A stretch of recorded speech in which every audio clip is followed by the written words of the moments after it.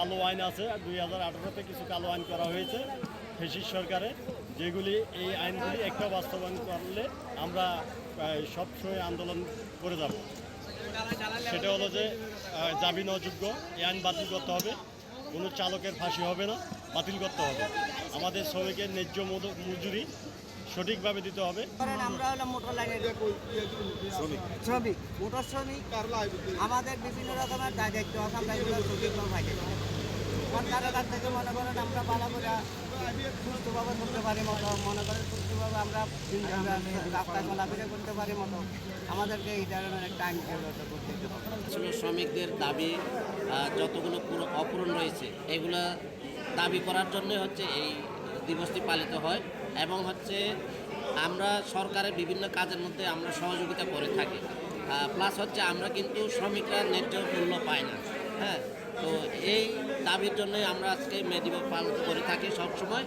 আর হচ্ছে সরকার থেকে আমাদের শ্রমিকদের উপরে যে একটা আইন বহাল করেছে, এই আইন যেন বাতিল করা হয়। আমাদের টাইম করা হোক, আমরা 8 ঘন্টা ডিউটি করতে চাই, এবং আমাদের অধিকার আদায়ের লক্ষ্যে সরকার মহোদয়কে আমরা বলতে চাই, আমরা যারা শ্রমিক, আমাদের উদ্ধত্ত মানুষ, আমরা নিরীহ মানুষ, আমরা কারখানা যাবো, আমরা সরকার বাহাদুরকে চাচ্ছি আমাদের একটা নিয়োগপত্র দেওয়া হোক, আমাদের নিয়োগপত্র দেওয়া হোক। আমরা নিয়োগপত্র চাই, আমাদের একটা 8 ঘন্টা ডিউটি করতে চাই, আমরা সুস্থ সফলভাবে চলতে চাই। কিন্তু আমরা যারা এই পরিবহন শ্রমিকের জগৎ থেকে যারা আসছি, আমরা মালিক তথা সরকার বাহাদুর থেকে আমরা কোনো ধরনের সহযোগিতা পাই না।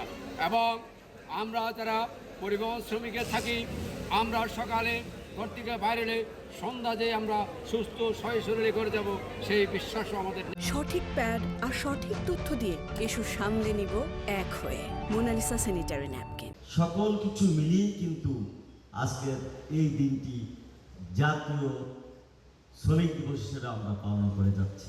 যারা দিন খাটে বিভিন্ন শ্রমিকরা মিল কারখানায়, তারা আমাদের বিশাল একটা উন্নয়নের সহযোগিতা করে থাকে, কিন্তু আমাদের তাদের যে দাবি দাওয়াগুলো আছে সেগুলো নিয়ে কিন্তু আমরা এত বেশি সুচ্ছান না।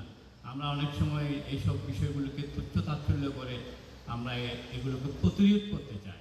পরিপূর্ণভাবে দেওয়া সম্ভব হচ্ছে না, তবে জুলাই অভ্যুত্থানের পরে আমরা যে নতুন বাংলাদেশ গড়ার স্বপ্ন দেখছি, এতে যদি আমরা সকলের সম্মিলিত অংশগ্রহণ যদি নিশ্চিত করতে পারি, শ্রমিক ভাইদের অংশগ্রহণ নিশ্চিত করতে পারি, সেটা গার্মেন্টস শিল্প, পরিবহন শ্রমিক, সকল স্তরের শ্রমিকরা যদি সক্রিয়ভাবে অংশগ্রহণ করে এবং রাষ্ট্রকে এগিয়ে নিয়ে যাওয়ার জন্য চেষ্টা করে, বর্তমান সরকার যে বিনিয়োগ আকর্ষণ করার যে চেষ্টা করে যাচ্ছে, সারা পৃথিবীব্যাপী চষে বেড়াচ্ছে বাংলাদেশে বিনিয়োগ আকর্ষণ করার জন্য, ইন্ডাস্ট্রি স্থাপন করার জন্য, একযোগে যদি সরকারের সাথে আমাদের সেই অংশগ্রহণ যদি নিশ্চিত হয়, একদিন এদেশ উন্নত রাষ্ট্রে প্রতিষ্ঠিত হবে। আজকের দিবসের প্রতিপাদ্য হচ্ছে শ্রমিক মালিক এক হয়ে গড়ব এদেশ নতুন করে। আমরা একটি নতুন বাংলাদেশ পেয়েছি এবং বৈষম্যহীন বাংলাদেশ, যেখানে শ্রমজীবী মানুষের অধিকার, বৈষম্যহীন বাংলাদেশের অঙ্গীকার।